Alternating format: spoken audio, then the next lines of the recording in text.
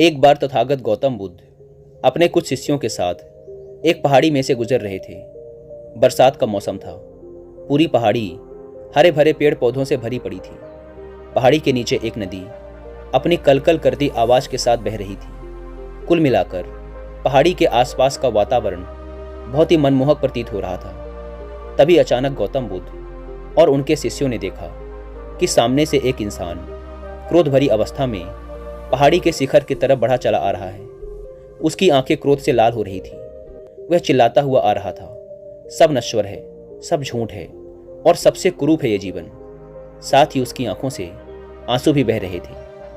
तथागत गौतम बुद्ध उस व्यक्ति को देखते ही समझ गए कि यह पहाड़ी के शिखर से कूदकर आत्महत्या करने जा रहा है। इसलिए बुद्ध पहाड़ी के शिखर पर ही खड़े रहे। जैसे ही उस व्यक्ति ने पहाड़ी के शिखर से छलांग लगाने की कोशिश की, बुद्ध ने उस व्यक्ति का हाथ पकड़कर उसे अपनी तरफ खींच लिया। वह व्यक्ति जोर से चिल्लाया, छोड़ो मुझे, छोड़ो, आप होते कौन है मुझे रोकने वाले? मेरे जीवन पर केवल और केवल मेरा अधिकार है। मैं इसके साथ जो चाहूंगा वो करूंगा। बुद्ध ने कहा, नहीं, सिर्फ तुम्हारा नहीं, उस माता का भी अधिकार है जिसने तुम्हें जन्म दिया। उस पिता का भी अधिकार है जिसने तुम्हारा लालन पालन किया। उस गुरु का भी अधिकार है जिसने तुम्हें शिक्षित किया। तुम्हारी पत्नी, तुम्हारे बच्चे, बहुत लंबी श्रृंखला है जिनकी वजह से तुम आज यहाँ हो। उन सब का तुम्हारे जीवन पर अधिकार है। यह सुन उस व्यक्ति का क्रोध थोड़ा सा शांत हुआ।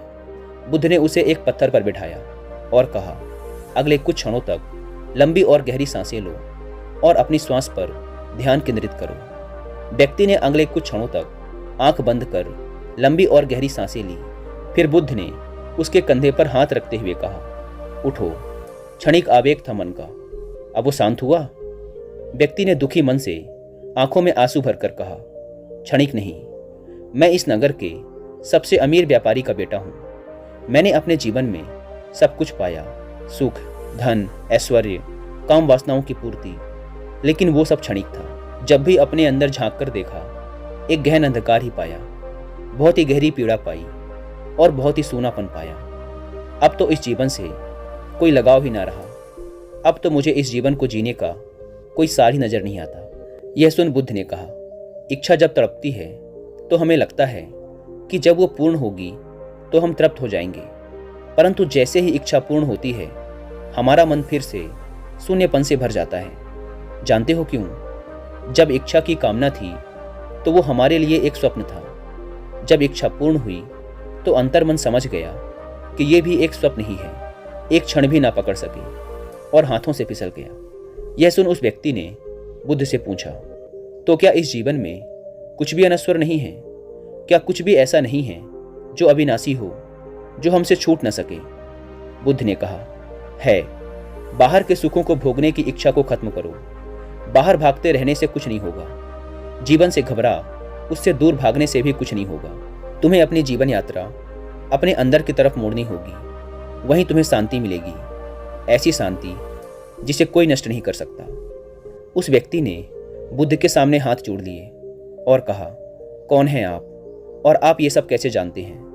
बुद्ध ने कहा, इस जगत के लोग मुझे बुद्ध के नाम से जानते हैं और अभी जिस मार्ग में तुम भटक रहे हो, बरसों पहले मैं भी उसी मार्ग में बहुत भटका हूँ, लेकिन अब मैं इन सब दुखों से ऊपर उठ चुका हूँ। यह सुन उस व्यक्ति ने बुद्ध की तरफ बड़े ध्यान से देखा।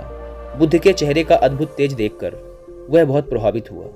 उसने कहा, बुद्ध, मैंने आपसे सुंदर व्यक्ति आज तक नहीं देखा। यह सुन बुद्ध ने कहा, इतने समय से मैं तुम्हारे सामने ही खड़ा था, लेकिन तुम मुझे देख ना सके क्योंकि तुम्हारी आंखें क्रोध में अंधी होकर हर तरफ केवल अंधकार ही देखना चाहती थी। मनुष्य अपने मन में जैसी चाहे वैसी दुनिया बना सकता है और देख सकता है। व्यक्ति ने कहा, सत्य कहा आपने, आप महात्मा हैं, लेकिन मैं दुखी हूं अपने अंतर मन से। मेरा नाम यश है। एक धनी व्यापारी घराने में मेरा जन्म हुआ। जीवन में किसी भी चीज की कोई कमी नहीं थी। मैंने हर सुख भोगा, अपनी अनंत वासनाओं की पूर्ति करता रहा, पर अंदर ही अंदर मेरा मन घुटता रहा। मैं अंदर से और नीरस होता रहा। अब तो जीवन के प्रति कोई लगाव ही शेष नहीं रह गया। मैं क्या करूं? बुद्ध ने कहा, कितने मनुष्य हैं जो कि शारीरिक रोगों से पीड़ित हैं, धन के अभाव से पीड़ित हैं, अन्याय से पीड़ित हैं, पर उतने ही मनुष्य मानसिक रोगों से भी पीड़ित हैं। बुद्ध ने पहाड़ी के चारों तरफ इशारा करते हुए कहा, देखो यश, यह दृश्य देखो। उस व्यक्ति ने पहाड़ी के चारों तरफ बड़े ध्यान से देखा। अब तक उसका मन बुद्ध की बातें सुनकर पूरी तरह से शांत हो चुका था। पहाड़ी के चारों तरफ ध्यान से निहारते हुए उसने कहा, वाह, अद्भुत, कितना सुंदर दृश्य है। बुद्ध ने उस व्यक्ति से पूछा, जब तुम कूदने जा रहे थे तो क्यों तुम इस सौंदर्य को नहीं देख सके? व्यक्ति ने कहा, क्योंकि मैं कुछ भी देखने के लिए तैयार ही नहीं था। मैं तो केवल अपने ही दुखों की प्रतिध्वनि देखना चाहता था। बुद्ध ने कहा, अभी भी आसपास का वातावरण वैसा ही है जैसा पहले था, यह बिल्कुल नहीं बदला, लेकिन तुम्हारी आंखें बदल गई और तुम्हें सब कुछ अच्छा लगने लगा, क्योंकि अभी तुम शांत हो, स्थिर हो।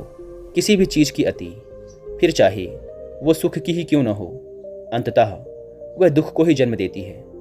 इसलिए मध्य में रहो, तो जो जैसा है वैसा ही दिखेगा। दुख में ना ज़्यादा दुखी हो और सुख में ना ज़्यादा सुखी। हर परिस्थिति में शांत और स्थिर रहने की कोशिश करो। अगर मेरे बताए इस मार्ग पर चलोगे तो परम शांति पाओगे। बुद्ध के मुंह से ऐसी बातें सुन वह इंसान बुद्ध के पैर पकड़ लेता है और कहता है, क्या आप मुझे अपना अनुयायी बनाएंगे? बुद्ध ने कहा, तुम इस नगर के सबसे अमीर व्यापारी के बेटे हो। तुमने अपना जीवन बहुत ही संपन्नता के साथ जिया है, इसलिए मैं तुम्हें कुछ बातें पहले ही बता दूं। हम भिक्षुओं का जीवन सादगी से जुड़ा है। धरती हमारा बिछौना है और जो भिक्षा में मिले वही हमारा भोजन। व्यक्ति ने कहा, जहां मेरी चेतना का ही अस्तित्व ना बचे, मैं उस तपस्या के लिए भी तैयार हूं। बुद्ध ने कहा, हर वो इंसान जो इस पृथ्वी पर जन्मा है उसे परम ज्ञान पाने का अधिकार है, बस पहला पग उसे उठाना है। व्यक्ति ने हाथ जोड़कर कहा, बुद्ध, मैं तैयार हूं। बुद्ध ने कहा, तुम अपना शीश कटवा सकते हो? व्यक्ति ने कहा, मैं अपना शीश देने के लिए भी तैयार हूं। बुद्ध ने कहा, शीश देने की बात केवल एक प्रतीक मात्र है। शीश देने को वही तैयार होता है जो अपने अहंकार का शीश काट अपने गुरु के चरणों में रख सके। उस व्यक्ति ने बुद्ध के चरणों में अपना सिर रख दिया। बुद्ध ने उसे आशीर्वाद दिया और वह व्यक्ति बुद्ध के शिष्यों के साथ मिल उनके साथ ही आगे बढ़ चला। दोस्तों, गौतम बुद्ध, उनके सिद्धांत और उनकी शिक्षाओं के बारे में और डिटेल से जानने के लिए मैं आपको एक बुक रिकमेंड करूंगा जिसका नाम है बीइंग टू बिकमिंग बुद्धा। आप चाहें तो इस बुक को हिंदी में कुकू एफएम ऐप पर भी सुन सकते हैं। इसके अलावा आप कुकू एफएम पर 2 बुक समरी और भी सुनिए, जिसमें से पहली है बुद्धास ब्रेन और दूसरी बुक समरी है Zen mind beginners mind. Kuku FM को डाउनलोड करके आप ऐसी ही हजारों बुक्स को ऑडियो फॉर्म में सुन सकते हैं, वो भी मात्र एक बुक से भी कम की कीमत पर।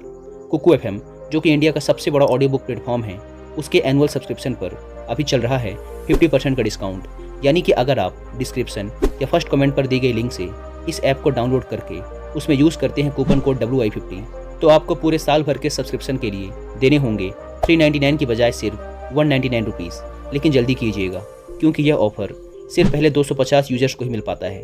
ऐप को डाउनलोड करने की लिंक भी आपको डिस्क्रिप्शन एंड फर्स्ट कमेंट पर मिल जाएगी।